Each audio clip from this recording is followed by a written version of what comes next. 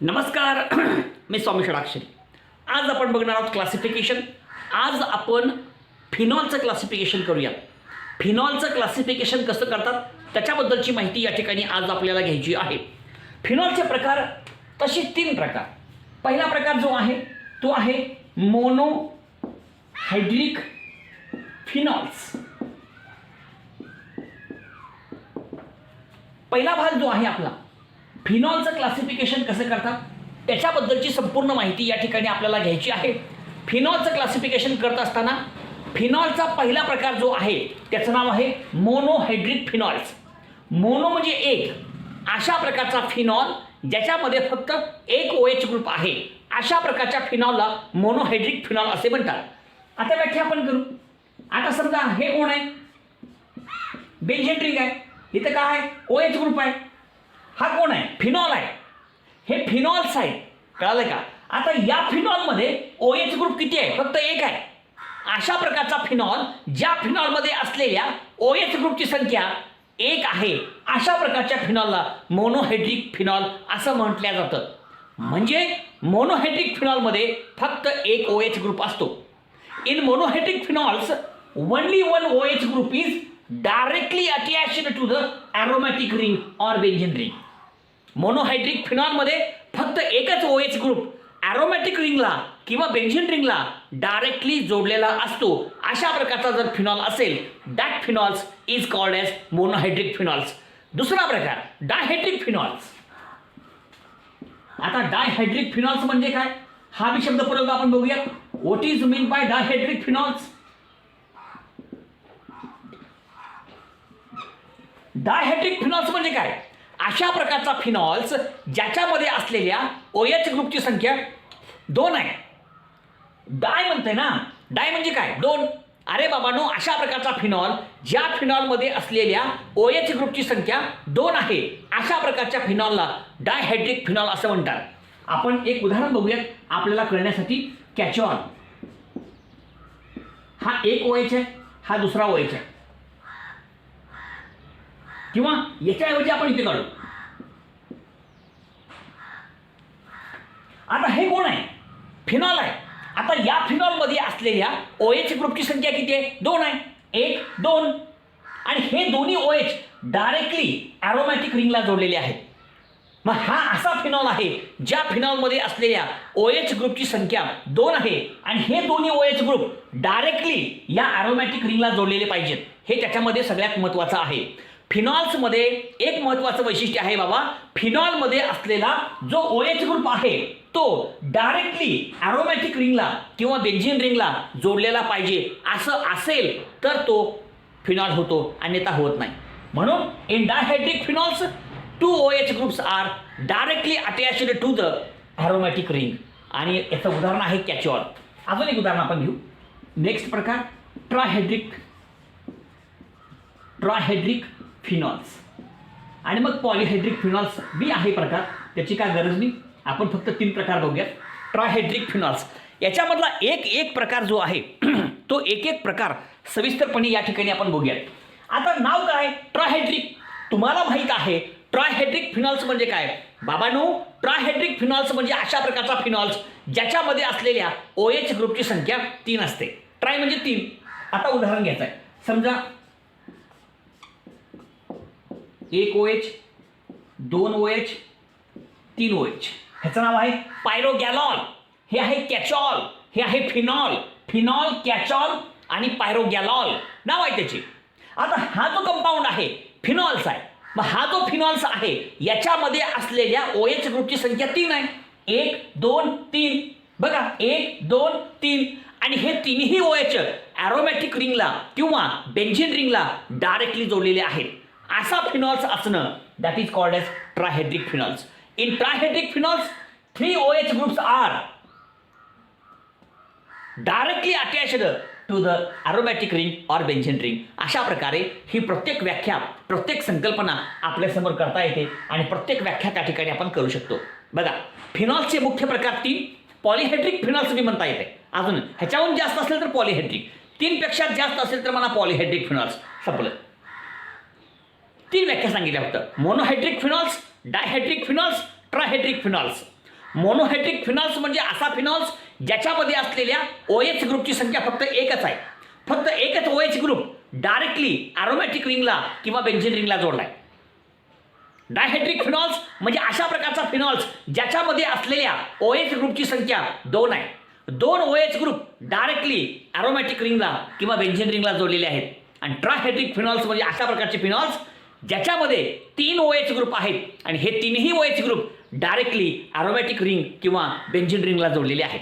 समजा एक उदाहरण आहे. आता हे उदाहरण आहे OH, हे OH. आता हे कोण आहे? फिनॉल्स आहे. हा कोणत्या प्रकारचा आहे? डायहायड्रिक फिनॉल्स आहे. कारण याच्यामध्ये 2 OH ग्रुप हे ह्या अरोमॅटिक रिंगला किंवा बेन्झीन रिंगला डायरेक्टली जोडलेले आहेत. अशा प्रकारे तो कन्सेप्ट कळला पाहिजे आपल्याला, ओळखता आलं पाहिजे आपल्याला. समजा असं उदाहरण आहे, हे असं उदाहरण आहे. आता हे कसं आहे? मोनोहायड्रिक फिनॉल्स, कारण ह्याच्यामध्ये फक्त एकच OH ग्रुप या बेन्झीन रिंगला किंवा अरोमॅटिक रिंगला डायरेक्टली जोडलेला आहे.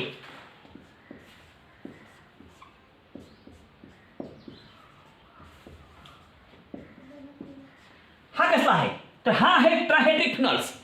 हा जो आहे ट्रायहायड्रिक फिनॉल्स, कारण याच्यामध्ये 3 OH ग्रुप डायरेक्टली तुमच्या अरोमॅटिक रिंगला जोडलेले आहेत. अशा प्रकारे प्रत्येक प्रकार त्या ठिकाणी आपल्याला समजून घेता येतो आणि प्रत्येकाची व्याख्या करता येते. अशा प्रकारे ही सगळी उदाहरणं पण लक्षात घ्या. समजलं? ठीक आहे. अशा प्रकारचं हे तुमच्या फिनॉलचं क्लासिफिकेशन. आता बघूयात आपण इथरचं क्लासिफिकेशन. क्लासिफिकेशन ऑफ इथर. इथरचं क्लासिफिकेशन कसं होतं त्याच्याबद्दलची माहिती या ठिकाणी आपण घेऊया आणि मग हा क्लासिफिकेशनचा भाग जो आहे तो त्याच्याबद्दलची माहिती या ठिकाणी आपण सविस्तरपणे घेत आहोत.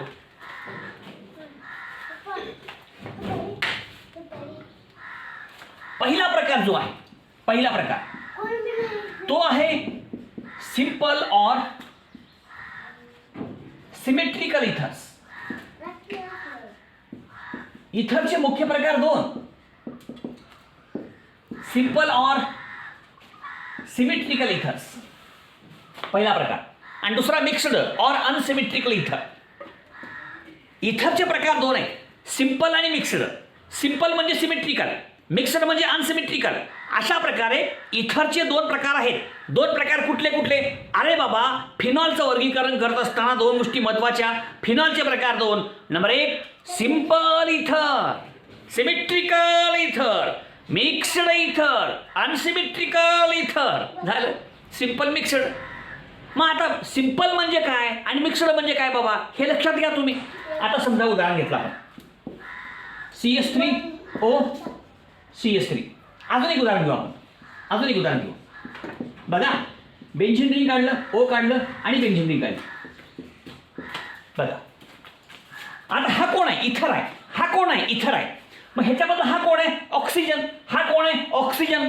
इथरमध्ये असलेला ऑक्सिजन जर 2 सारख्या अल्किल ग्रुपला जोडलेला असेल किंवा 2 सारख्या आरिल ग्रुपला जोडलेला असेल, हे 2 आरिल ग्रुप्स आहेत, हे 2 अल्किल ग्रुप्स आहेत, तर अशा प्रकारच्या इथरला म्हणायचं सिंपल इथर. कळलं का? सिंपल इथरमध्ये ऑक्सिजनचा ॲटम जो आहे, oxygen atom is attached to same alkyl or aryl groups. झाली व्याख्या, झाली, संपलं. म्हणून लक्षात घ्या, सिंपल इथर म्हणजे काय? अरे बाबा, सिंपल इथर म्हणजे असा इथर ज्या इथरमध्ये ऑक्सिजनचा ॲटम हा 2 सारख्या अल्किल ग्रुपला जोडलेला असेल किंवा 2 सारख्या आरिल ग्रुपला जोडलेला असेल, अशा प्रकारचा इथर म्हणजे सिंपल इथर. आता मिक्स्ड म्हणजे काय? त्याची पण व्याख्या आपण घेऊ. मिक्स्ड इथर्स म्हणजे अनसिमेट्रिकल इथर्स. बघा, जर ऑक्सिजनचा ॲटम 2 सारख्या ग्रुपला जोडलेला असेल किंवा 2 सारख्या आरिल ग्रुपला जोडलेला असेल तर तो झाला सिंपल. जर हे दोन्ही अल्किल ग्रुप किंवा हे दोन्ही आरिल ग्रुप वेगळे असतील, डिफरंट असतील, तर त्याला म्हणायचं मिक्स्ड इथर. मग कसं? हो का, हा CH3 आहे, हा O आहे आणि हा C2H5 आहे. बघा, हा कोण आहे? ऑक्सिजन. हिकडे कोण आहे? मिथिल. हिकडे कोण आहे? इथिल. हे दोन्ही सेम आहेत का डिफरंट आहेत? डिफरंट आहेत, वेगळे आहेत. जर ऑक्सिजनचा ॲटम 2 वेगवेगळ्या अल्किल ग्रुपला जोडलेला असेल तर अशा प्रकारच्या इथरला मिक्स्ड किंवा अनसिमेट्रिकल इथर असं म्हणायचं. किंवा बघा आरिल ग्रुप बघा इकडं वेगळे असतील, इकडे वेगळं आणि इकडे वेगळं. हे दोन्ही अल्किल वेगळे असतील किंवा दोन्ही आरिल वेगळे असतील किंवा एक अल्किल असेल आणि एक आरिल असेल, असे बी चालतंय. त्याला म्हणायचं मिक्सड इथर. समजतंय? मिक्सड इथरमध्ये ऑक्सिजनचा ॲटम हा दोन वेगवेगळ्या अल्किल ग्रुपला किंवा आरिल ग्रुपला जोडलेला असतो. हे म्हणून किती वाक्य महत्वाचं आहे. हां, ऑक्सिजन इज अटॅच्ड कुणाला?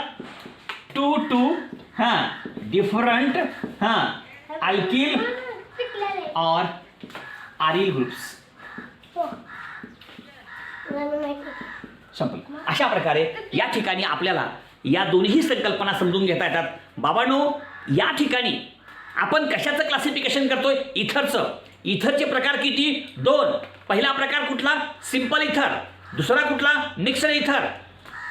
सिंपल इथर म्हणजे काय? सिंपल इथर म्हणजे अशा प्रकारचा इथर ज्या इथरमध्ये ऑक्सिजनचा ॲटम हा 2 सारख्या अल्किल ग्रुपला किंवा 2 सारख्या आरिल ग्रुपला जोडलेला असतो. आणि मिक्सड इथर म्हणजे असा इथर ज्या इथरमध्ये ऑक्सिजन ॲटम हा 2 वेगवेगळ्या अल्किल किंवा आरिल ग्रुपला जोडलेला असतो. ह्या सगळ्या गोष्टी त्या ठिकाणी आपण थोडक्यात समजून घ्यायच्यात. अशा प्रकारे इथरचं वर्गीकरण, ते वर्गीकरण आपल्यासमोर थोडक्यात मी सांगितलेलं आहे. संपलं. आता काही उदाहरणं आपण घेऊ आणि ओळखू सिंपल कोणता आणि मिक्सड कोणता. Simple same, mixed different. Simple same, mixed different. Simple same, mixed different. बस एवढंच लक्षात ठेवा. बघूयात आपण.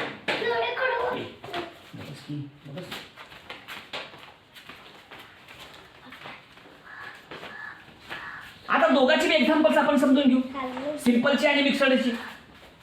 कळण्यासाठी आपल्याला सांगायची गरज नाही. सारखे असतील तर सिंपल म्हणावे, वेगळे असतील तर मिक्सड म्हणावे. अहो हे एवढंच लक्षात घ्यायचं हो. आता बघा मी उदाहरण घेतो. आता CH3 आहे, हा CH2 आहे, हा CH2 आहे, हा O आहे, हा CH3 आहे. मला सांगा हा सिंपल का मिक्सड? इकडं N प्रोपिल आहे, इकडं मिथिल आहे. म्हणजे हे दोन्ही अल्किल ग्रुप वेगवेगळे आहे. म्हणजे हा इथर मिक्सड आहे. कारण ऑक्सिजन ॲटम हा 2 वेगवेगळ्या अल्किल ग्रुपला जोडलेला आहे, म्हणून हा मिक्सड आहे. Oxygen atom is attached to different alkyl group, therefore this is the example of mixed. Okay. आता अजून उदाहरण बघा. CH3, CH2, O, CH2, CH3. इकडे कोण आहे? इथिल. इकडे कोण आहे? इथिल. दोन्ही कसे आहेत? सेम आहेत. म्हणजे या ठिकाणी असलेले दोन्ही अल्किल ग्रुप सेम आहेत, म्हणून हा झाला सिंपल इथर. या ठिकाणी oxygen atom is attached to different alkyl, नाही सेम अल्किल ग्रुप. डिफरंट नाही रे, सेम अल्किल ग्रुप, म्हणून हा झाला सिंपल इथर. हे मिक्सड, हे सिंपल. अशी किती उदाहरणं आपल्याला घेता येतील? CH3, CH, CH3, O.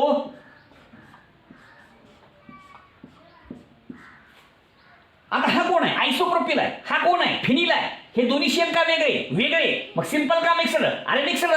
Oxygen item हा एक अल्किल ग्रुप आणि एक आरिल वेगवेगळ्या ग्रुपला जोडलाय, म्हणून हा झाला मिक्सड इथर.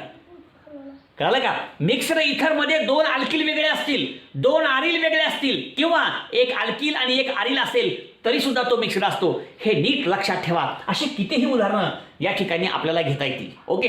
तर अशा प्रकारे हे या ठिकाणी आपण इथरचं क्लासिफिकेशन केलेलं आहे. इथरचे प्रकार किती? 2. सिंपल इथर, दुसरा मिक्सड इथर. लाईक करा, शेअर करा, सबस्क्राईब करा. धन्यवाद.